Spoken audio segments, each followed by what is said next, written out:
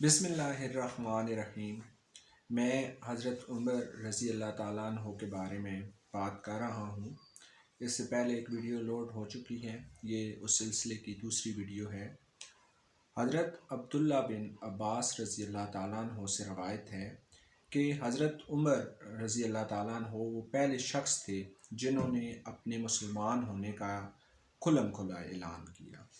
हज़रत उमर फरमाते हैं कि जब मैंने इस्लाम कबूल कर लिया तो सबसे पहले मैं अपने मामू अबू जहल के घर गया और उसका दरवाज़ा खटखटाया।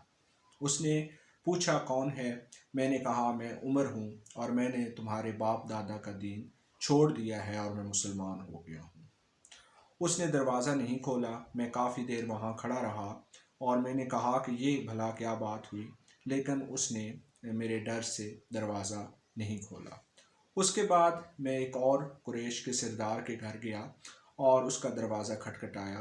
वो बाहर आया तो मैंने उससे भी यही कहा कि मैंने इस्लाम कबूल कर लिया है और तुम्हारे बाप दादा का दीन छोड़ दिया है। वो भी फ़ौरन घर के अंदर चला गया और दरवाज़ा बंद कर लिया।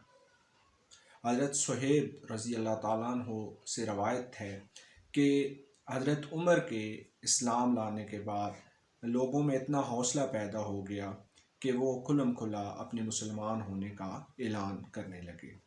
आपसे पहले, आपके ईमान लाने से पहले मुसलमान जो होते थे वो खुल्म खुला उसका ऐलान नहीं करते थे, लेकिन जैसे ही हज़रत उमर ने इस्लाम कबूल कर लिया तो लोगों के हौसले बुलंद हो गए और बैतुल्लाह में भी मजलिसें सजने लगीं और लोग इस काबिल हो गए कि कुफार की बातों का जवाब दे सकें और अपने मुसलमान होने का खुल्म खुला ऐलान कर सकें।